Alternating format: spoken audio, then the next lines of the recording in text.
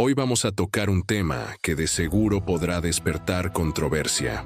Hay quienes pensarán de una manera y quienes pensarán de otra, y claro, ambas formas de pensar son válidas.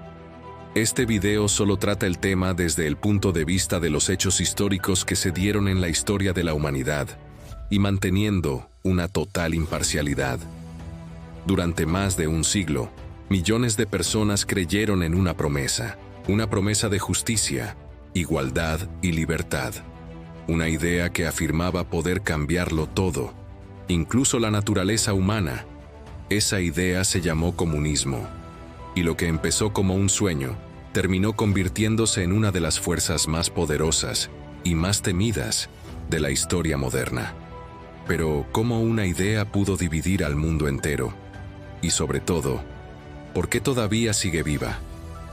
Para entenderlo, hay que viajar a la Europa del siglo XIX. Fábricas, humo, niños trabajando 12 horas al día, el auge de la revolución industrial.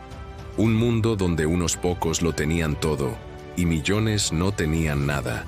En ese contexto, un filósofo alemán llamado Karl Marx, junto a su amigo Friedrich Engels, escribió un pequeño libro que encendería una chispa: el Manifiesto Comunista. En él, afirmaban que la historia de la humanidad siempre había sido una lucha entre opresores y oprimidos, y que esa lucha solo terminaría cuando los trabajadores se unieran y tomaran el control de los medios de producción. Suena teórico, pero en aquel tiempo era algo explosivo. Por primera vez, alguien decía abiertamente que los ricos no tenían derecho a seguir dominando a los pobres. Para miles de obreros, Marx no era un filósofo, era un profeta. Décadas después, mientras Europa se llenaba de huelgas y revoluciones fallidas, una nación al borde del colapso se convirtió en el escenario perfecto para probar esa teoría. Rusia, 1917. El país vivía una guerra, un zar derrocado, hambre, caos. Y en medio de todo, un hombre llamado Vladimir Lenin prometió algo simple: paz, pan y tierra. Su partido, los bolcheviques, tomó el poder en nombre del pueblo. Por primera vez, el comunismo dejaba de ser una idea y se convertía en un gobierno. El mundo observaba atónito. Por primera vez en la historia moderna, los oprimidos habían vencido a los poderosos. La Revolución Rusa se convirtió en un símbolo y en un experimento que cambiaría el siglo XX. Pero todo experimento tiene un costo. La nueva Unión Soviética prometía igualdad, pero el precio fue la libertad.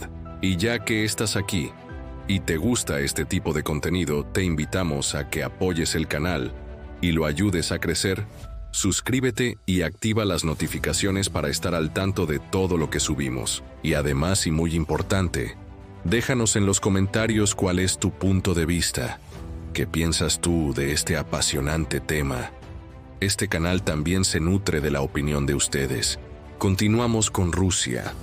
El Estado controlaba todo: la economía, la prensa, la educación, incluso el pensamiento.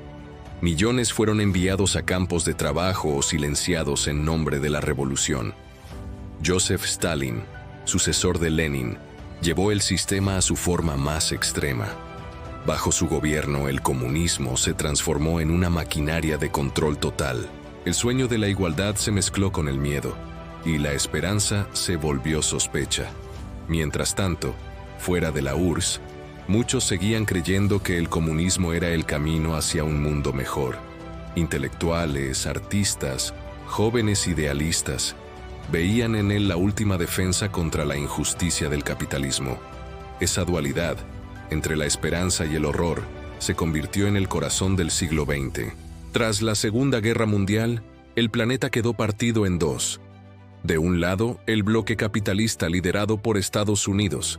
Del otro, el bloque comunista, encabezado por la Unión Soviética. No era solo una lucha de poder, era una guerra de ideas. Cada lado creía representar el futuro de la humanidad. El mundo se llenó de muros, misiles y propaganda. Y mientras el miedo a una guerra nuclear crecía, millones de personas en Asia, África y América Latina intentaban decidir qué modelo seguir: China, abrazó el comunismo con Mao Zedong, que prometió un nuevo amanecer y terminó dejando millones de muertos en el gran salto adelante. En Cuba, Fidel Castro y Ernesto Che Guevara llevaron la revolución a América Latina. En Corea, Vietnam, Camboya, la idea se esparció con fuego y sangre. El comunismo ya no era una ideología europea.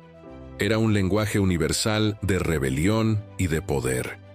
Durante décadas, la Unión Soviética y Estados Unidos compitieron no solo por territorios, sino por el alma del mundo. Y mientras los astronautas llegaban al espacio, millones de ciudadanos seguían atrapados en sistemas que prometían libertad pero imponían silencio. Aún así, muchos seguían creyendo que, a pesar de los errores, la idea era noble, que si se aplicaba correctamente, el comunismo podría funcionar. Y quizá esa fue su mayor fuerza, su capacidad de sobrevivir incluso a la evidencia. Porque el comunismo no era solo una política, era una fe. En 1989, el símbolo más visible de esa división, el muro de Berlín, cayó. Poco después, la Unión Soviética se derrumbó. El mundo celebró el fin del comunismo, pero la historia no terminó ahí. China siguió creciendo bajo un modelo propio, comunista en política, capitalista en economía.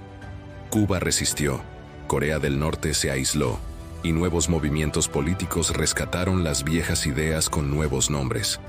El comunismo cambió de forma, pero no desapareció.